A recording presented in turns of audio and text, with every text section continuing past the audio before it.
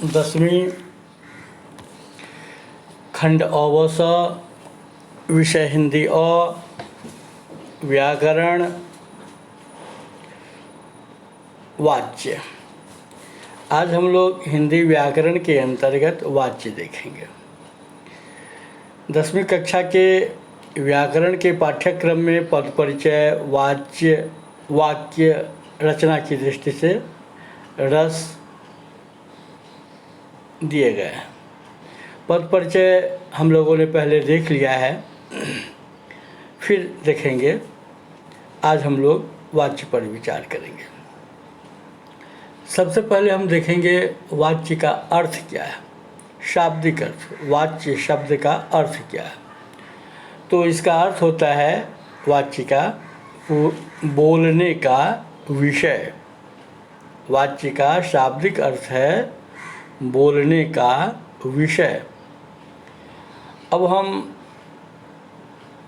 देखेंगे कि वाच्य कहते किसको है। तो कई प्रकार से परिभाषा आप लिख सकते हैं, कह सकते हैं, दे सकते हैं। तो सबसे छोटी और सरल परिभाषा, कथ्य बिंदु की प्रधानता को वाच्य कहते हैं। अब कथ्य बिंदु क्या है? कोई वक्ता जो कुछ कहता है उसमें प्रधानता किसकी है? कर्ता की प्रधानता है, या कर्म की प्रधानता है, या क्रिया की प्रधानता अर्थात भाव की प्रधानता है। तो इसे हम देखेंगे। तो कथ्य बिंदु की प्रधानता, कर्ता या कर्म या भाव, कौन प्रधान है? तो कथ्य बिंदु की प्रधानता को वाच्य कहते हैं। लेकिन कोई आपको कह सकते हैं कि नहीं, इससे पूरा पता नहीं चलता है, तो आप फिर दूसरी परिभाषा पर गौर कीजिए। कर्ता, कर्म अथवा भाव के अनुसार क्रिया के लिंग, वचन तथा पुरुष का होना ही वाच्य कहलाता है। देखिए, क्रिया जो है यह क्या, जिससे करने या होने का बोध हो। पढ़ना, लिखना, उठना, बैठना, चलना, फिरना, ये सब क्रिया के उदाहरण हैं। और इसका मूल रूप जो है वह धातु है। क्रिया के मूल रूप को धातु कहते हैं। जैसे पढ़, लिख, उठ, बैठ, चल, फिर, उसमें प्रत्यय लगा देते हैं और क्रिया बनाते हैं, भिन्न भिन्न क्रिया बनाते हैं। जैसे पढ़ता, लिखता, उठता, बैठता, पढ़ना, लिखना, उठना, बैठना, पढ़ा, लिखा, उठा, बैठा, पढ़ी, लिखी, पढ़े, लिखे, तो नाना प्रकार के रूप बनते हैं। तो अगर विशुद्ध रूप से विचार करें तो धातु जो है क्रिया का मूल रूप, उसका कोई लिंग नहीं है, उसका कोई वचन नहीं है, उसका कोई पुरुष नहीं है। हाँ, इसका लिंग, वचन, पुरुष तब होता है जब हम व्युत्पन्न क्रिया बनाते हैं और फिर कर्ता या कर्म के अनुसार इसका प्रयोग करते हैं। हिंदी में तो दो ही लिंग हैं, पुल्लिंग और स्त्रीलिंग, है ना। अंग्रेजी में अलग है, संस्कृत में अलग है। हमारे यहाँ नपुंसक लिंग भी नहीं है, हमारे यहाँ उभय लिंग नहीं है, लेकिन प्रभाववश, है ना। अब जैसे मित्र शब्द है, तो मित्र शब्द वैसे तो पुल्लिंग है, लेकिन लड़की भी अपनी सहेली के लिए मित्र का प्रयोग करती है और पुल्लिंग में प्रयोग न करके स्त्रीलिंग, सीता बोलते, सीता कहती है रीता मेरी मित्र है। तो ऐसा अंग्रेजी के प्रभाव के कारण वहाँ जो कॉमन जेंडर है तो उसका प्रभाव आ गया। लेकिन हिंदी में दो ही लिंग हैं, पुल्लिंग और स्त्रीलिंग। वह मेरा मित्र है, राम श्याम का मित्र है, इस प्रकार से। तो हिंदी में जितने भी शब्द हैं, है ना, आप जैसे देखते हैं संज्ञा है ना, तो उसका लिंग जरूर होगा, उसका वचन जरूर होगा, उसका पुरुष जरूर होगा, है ना। उसी प्रकार से अगर संज्ञा के बदले में सर्वनाम आया है कोई, तो उसका भी लिंग होगा, वचन होगा, पुरुष होगा। अब केवल मैं कहिए तो मैं तो सर्वनाम है, पुरुषवाचक सर्वनाम का है, उसमें उत्तम पुरुष है, उसमें एक वचन है, यहाँ तक तो ठीक है। लेकिन अब मैं का लिंग क्या है, यह तो क्रिया के मुताबिक तय होगी। मैं पढ़ता हूँ तो मैं का लिंग हो गया पुल्लिंग। मैं पढ़ती हूँ तो वाक्य में क्रिया के आधार पर मैं का लिंग आप लिखेंगे स्त्रीलिंग। लेकिन लिंग तो है, लेकिन क्रिया के आधार पर। वैसे मैं जो है वह पुल्लिंग भी और स्त्रीलिंग भी है। मैं पढ़ता हूँ तो पुल्लिंग, मैं पढ़ती हूँ तो स्त्रीलिंग, है ना। वचन है, मैं कहने से एक वचन का बोध होता है, एक का बोध होता है। मैं पढ़ता मतलब मैं खुद स्वयं। हम पढ़ते हैं तो दो या दो से अधिक, हम पढ़ते हैं, हम लोग पढ़ते हैं, हम सब पढ़ते हैं। तो हम का अर्थ ही हो गया एक से अधिक उत्तम पुरुष में, मैं का बहुवचन रूप। तो क्रिया जो है इसके भी लिंग वचन और पुरुष होते हैं। कब? जब इसका प्रयोग हम करते हैं, इसके साथ कर्ता जोड़ देते हैं, कर्म जोड़ देते हैं, तब जा कर के क्रिया कि हम लिंग को देखेंगे, वचन को देखेंगे, पुरुष को देखेंगे। वैसे आप लिख लीजिए पढ़ता है तो स्वाभाविक है कि यह पढ़ता है पुल्लिंग रूप है, पढ़ती है यह स्त्रीलिंग रूप है।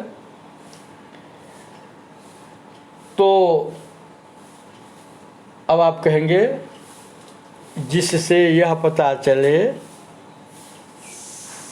कि वाक्य में क्रिया कर्ता के अनुसार है या कर्म के अनुसार है या स्वतंत्र है भाव के अनुसार, तो इसे वाच्य कहते हैं। अर्थात कर्ता के लिंग वचन और पुरुष के अनुसार अगर क्रिया के लिंग वचन और पुरुष हों तो यह कर्तृवाच्य। कर्म के लिंग वचन और पुरुष के अनुसार अगर क्रिया के लिंग वचन और पुरुष हों तो यह कर्मवाच्य। और क्रिया की प्रधानता अर्थात भाव की प्रधानता, भाव तो भाववाच्य में क्रिया हमेशा एक वचन में रहती है, पुल्लिंग में रहती है और अन्य पुरुष में रहती है। अन्य पुरुष क्या है? जैसे आपने कहा पुरुषवाचक सर्वनाम सुना, तो पुरुषवाचक के 3 रूप कौन कौन? उत्तम पुरुष, मध्यम पुरुष और अन्य पुरुष। वक्ता अर्थात कहने वाला उत्तम पुरुष, सुनने वाला अर्थात श्रोता मध्यम पुरुष, और जिसके बारे में कहा जाए अन्य पुरुष। तो ये पुरुष हुए। तो क्रिया हमेशा अन्य पुरुष में रहती है, भाववाच्य में एक वचन में रहती है और पुल्लिंग रूप में रहती है, तभी वह भाववाच्य में हम कहेंगे कि वह है, अन्यथा नहीं है। तो अब अगर आपसे पहले कोई पूछे कि बताइए वाच्य के कितने भेद हैं, तो हिंदी व्याकरण के अनुसार, है ना, आजकल आप देखेंगे कई प्रकार की किताबें हैं और इसमें भी समय समय पर कुछ न कुछ संशोधन परिवर्तन आप देखते रहेंगे। तो अगर पहले पूछते तो आप कहेंगे वाच्य के मुख्यतः 2 भेद है, कर्तृवाच्य और अकर्तृवाच्य, और फिर अकर्तृवाच्य के 2 उपभेद कर्मवाच्य और भाववाच्य। लेकिन अगर आप ऐसा भी कह देते कि वाच्य के, है ना, 3 भेद होते हैं, कर्तृवाच्य, कर्मवाच्य, भाववाच्य, गलत नहीं है, सही है कहना, है ना। लेकिन प्रथम दृष्टया 2 भेद कर्तृवाच्य अकर्तृवाच्य, फिर अकर्तृवाच्य के 2 भेद कर्मवाच्य और भाववाच्य, कुल मिलाकर के 3 वाच्य हो ही गए। तो अगर कोई छात्र या कोई छात्रा, है ना, का उत्तर इस प्रकार से होता है कि वाच्य के 3 भेद होते हैं, कर्तृवाच्य, कर्मवाच्य, भाववाच्य, तो यह भी गलत नहीं है, सही है। अब देखिए कर्तृवाच्य, इसमें कर्ता की प्रधानता। तो कर्ता किसे कहते हैं? जो काम करे, जो काम करे उसे कर्ता कहते हैं। मान लीजिए वाक्य राम किताब पढ़ता है, तो कौन पढ़ता है? पढ़ना काम है, कौन पढ़ता है? राम। राम के बारे में कहा गया, तो जो काम करे, राम पढ़ने का काम करे, राम कर्ता कारक हुआ। और राम जो है यहाँ पर में पुल्लिंग है, इससे पुरुष का बोध होता है, एक वचन एक आदमी का बोध होता है, और यह पुल्लिंग है, पुरुष जाति का बोध होता है इससे। और राम यहाँ पर में वक्ता नहीं है, श्रोता नहीं है, कहा जा रहा है राम के बारे में, तो यह अन्य पुरुष के रूप में है, अन्य पुरुष के रूप में, यह वक्ता नहीं है, श्रोता नहीं है, अन्य है। तो राम जो है वह पुल्लिंग है, एक वचन में है और अन्य पुरुष के रूप में है। तो अब देखेंगे क्रिया जो होगी, अगर कर्ता की प्रधानता है तो क्रिया जो होगी वो कर्ता के अनुसार चलेगी।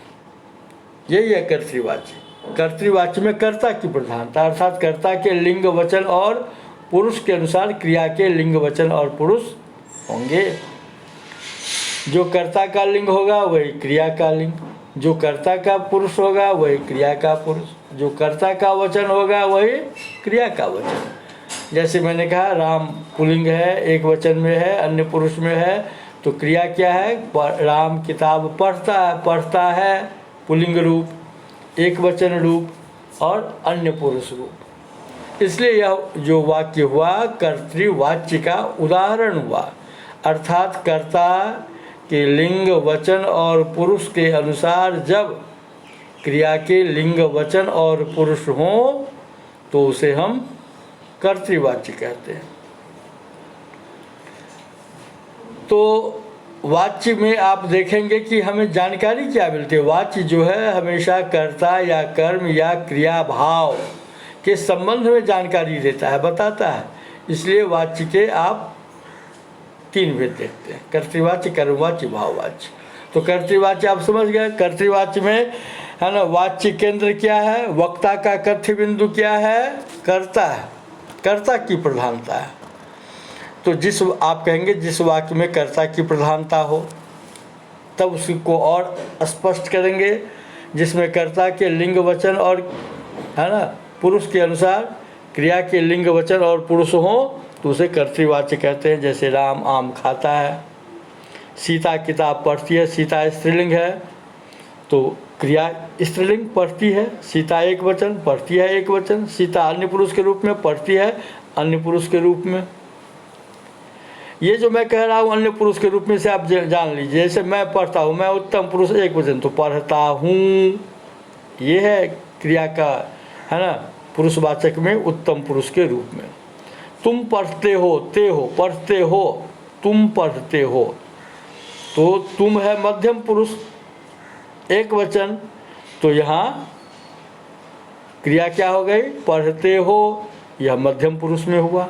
अब वह पढ़ता है, वह अन्य पुरुष में एक वचन में पुल्लिंग में, पढ़ता है अन्य पुरुष में है, पुल्लिंग में है, एक वचन रूप में है। तो बच्चे गेंद खेलते हैं, बच्चे खेलते हैं बहुवचन रूप, तो कर्ता बहुवचन तो क्रिया भी बहुवचन। अगर कर्ता एक वचन तो क्रिया भी एक वचन, कर्ता पुल्लिंग तो क्रिया पुल्लिंग, कर्ता स्त्रीलिंग तो क्रिया स्त्रीलिंग, कर्ता अगर अन्य पुरुष के रूप में है तो क्रिया भी अन्य पुरुष में। तो कर्ता का जो भी लिंग वचन पुरुष आप देखेंगे वही क्रिया में आप देखेंगे। कर्ता के अनुसार क्रिया चलती है, तभी उसको हम कर्तृवाच्य कहते हैं। जैसे एक और उदाहरण, लड़कियां चित्र बनाती हैं, लड़कियां बहुवचन, लड़की का बहुवचन रूप।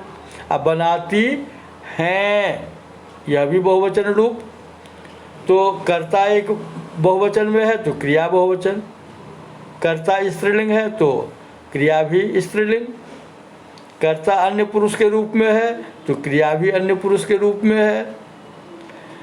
तो हमेशा कर्तृवाच्य में आप कर्ता के अनुसार ही क्रिया को देखेंगे, अन्य रूप में नहीं देखेंगे। अब दूसरा भेद कर्मवाच्य। अब देखिए कर्मवाच्य, कर्म पहले कर्म कारक जान लें जिस पर काम का फल पड़े। अभी मैंने कुछ देर पहले कहा जो काम करे उसे कर्ता कारक कहते हैं। जैसे राम किताब पढ़ता है, आपसे कोई पूछ देगा बताइए किसके बारे में कहा गया है, तो राम के बारे में कहा गया है। क्या कहा गया है राम के बारे में? उत्तर होगा पढ़ता है, पढ़ना काम है। क्या पढ़ता है, इसका उत्तर क्या मिलता है आपको? किताब।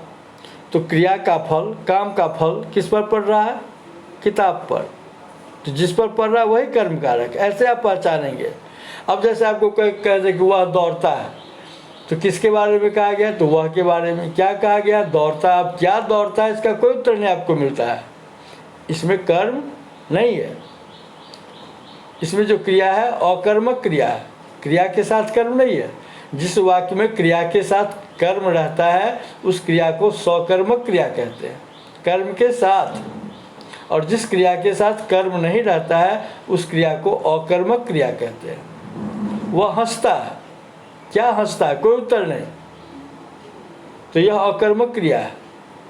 लेकिन अगर आप सीधे कहते वह खाता है, तो कुछ न कुछ तो खाता है, चाहे वह रोटी खाता हो, चाहे वह भात खाता हो, चाहे वह फल खाता हो, चाहे वह जो कुछ खाता हो, कुछ तो खाता है।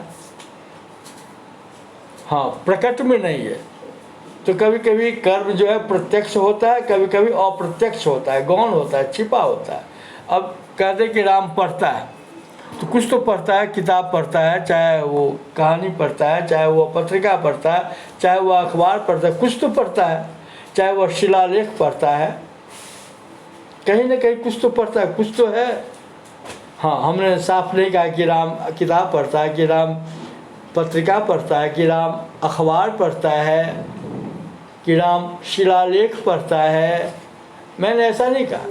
लेकिन अगर यह कह दिया गया कि राम पढ़ता है, तो कुछ न कुछ तो पढ़ता है, छिपा हुआ, गौण है, अप्रत्यक्ष है। और जब कहते राम किताब पढ़ता है तो प्रत्यक्ष है कर्म। लेकिन वह हंसता है, वह दौड़ता है, वह चलता है, इसमें क्या चलता है, क्या दौड़ता है?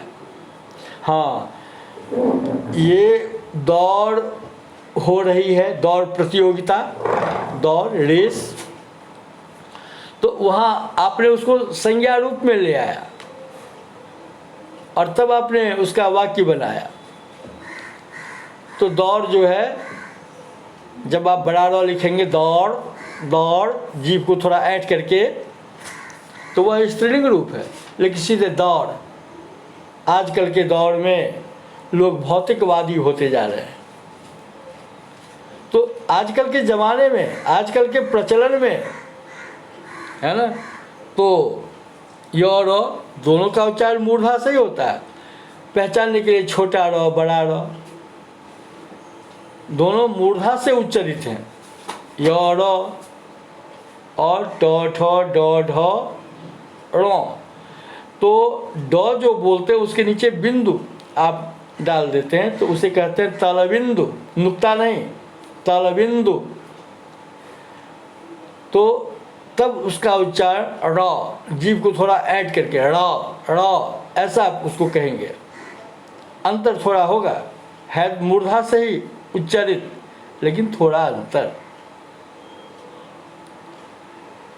तो मैं आपको कह रहा था कि आप जब कर्म वाच्य देखेंगे तो कर्म की प्रधानता देखेंगे, अर्थात कर्म के लिंग वचन और पुरुष के अनुसार क्रिया के लिंग वचन और पुरुष हों तो उसे कर्म वाच्य कहते हैं।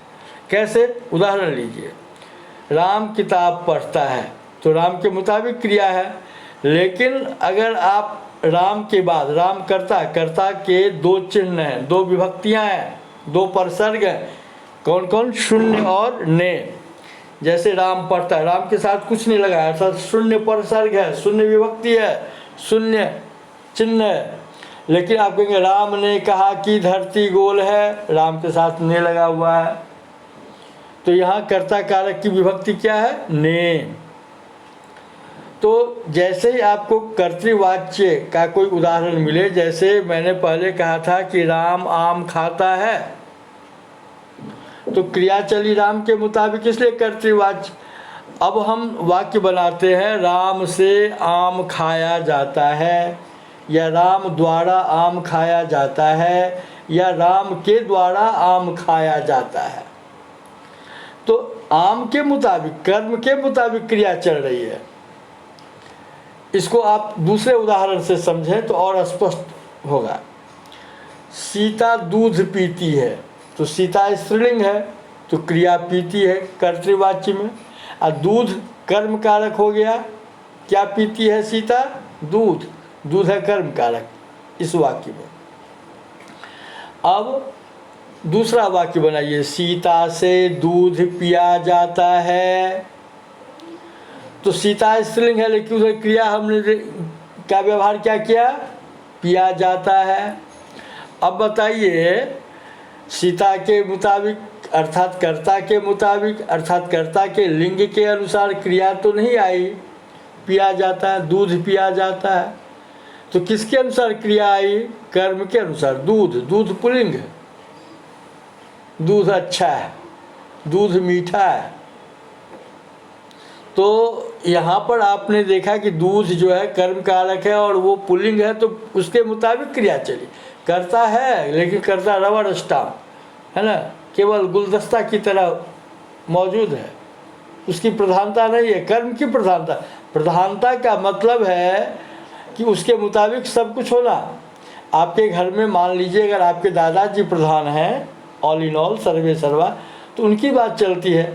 अगर मान लीजिए किसी के परिवार में पिताजी की प्रधानता, तो पिताजी के मुताबिक है ना सारी बात होती होगी घर में, पिताजी का आदेश चलता होगा।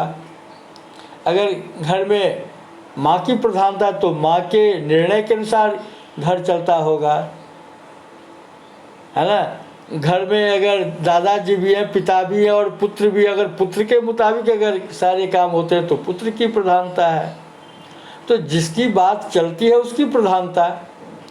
आप संघीय शासन प्रणाली में देखते हैं कि राष्ट्रपति हैं, उनके नाम से देश का शासन चलता है, लेकिन क्रिया रूप में प्रधानता किनकी है? प्रधानमंत्री की। आप नागरिक शास्त्र से इस बात को जानते हैं, तो यही प्रधानता समझने की जरूरत है।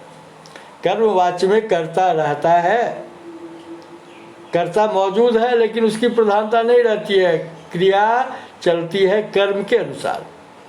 तो आप कहेंगे जब कर्म के लिंग वचन और पुरुष के अनुसार क्रिया के लिंग वचन और पुरुष हों तो उसे कर्मवाच्य कहते हैं। जैसे सीता से फल खाया जाता है तो फल पुल्लिंग, तो कर्मवाच्य में क्रिया पुल्लिंग है ना। एक वचन में है तो उधर एक वचन में है, जिस पुरुष में है उसी पुरुष में क्रिया है। तो कर्म के लिंग वचन और पुरुष के अनुसार क्रिया के लिंग वचन और पुरुष हो तो उसे आप कहेंगे कर्मवाच्य।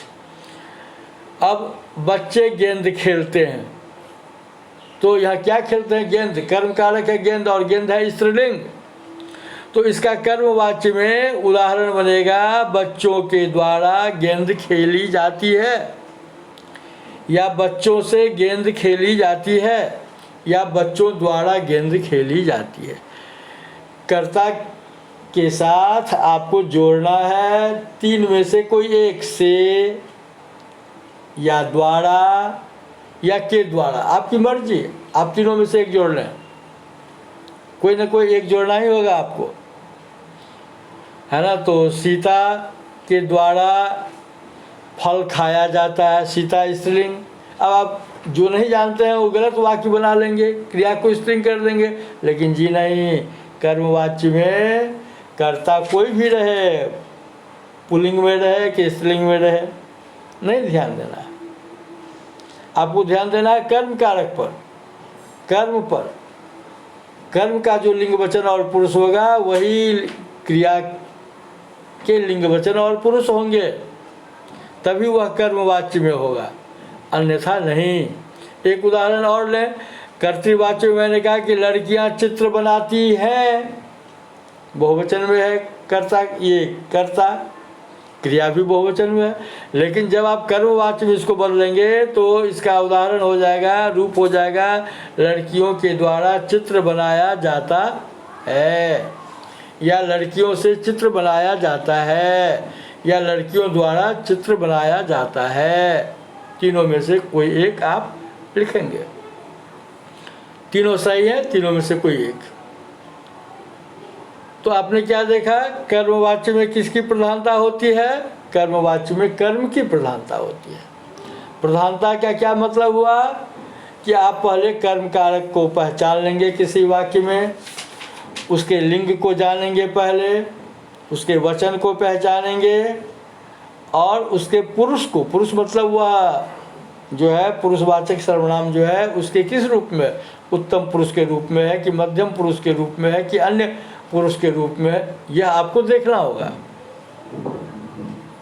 तब आप इसका रूपांतर, तब इसका सही उदाहरण आप सही सही लिखेंगे। अब भाववाच्य, भाव, तो आप कहेंगे जहाँ वाच्य केंद्र है ना, क्या हो, वक्ता का कथ्य बिंदु क्या है, क्रिया है। भाववाच्य में वाच्य केंद्र क्रिया है, अर्थात वक्ता का कथ्य बिंदु क्रिया है। अर्थात जब भी आप भाववाच्य की बात करेंगे तो देखेंगे उसमें भाव की प्रधानता होती है। और क्रिया के बारे में आपको 3 बातें याद रखनी होंगी भाववाच्य में। भाववाच्य में क्रिया हमेशा सदैव पुल्लिंग में, एक वचन में और अन्य पुरुष में रखेंगे क्रिया को। इसमें अगर कर्ता, एक तो कर्म होता नहीं है भाववाच्य में, कदाचित अगर किसी ने दे भी दिया तो याद रखेंगे कर्ता है तो भी, कर्म है तो भी। वैसे मैंने पहले कहा भाववाच्य में कर्म कारक नहीं रहता है। अगर परिस्थितिवश किसी ने वाक्य ऐसा बना दिया कि किसी को बदलिए, तो आप कर्ता है तो उसको भी गौण कर दें, कर्म है तो उसको भी गौण कर दें, मतलब उसकी प्रधानता नहीं। हाँ है ठीक है, रहिए, लेकिन प्रधानता होगी क्या, क्या बात होगी उसमें, क्रिया हमेशा, है ना, पुल्लिंग, एक वचन और अन्य पुरुष में होगी। यह आपको याद रखना है।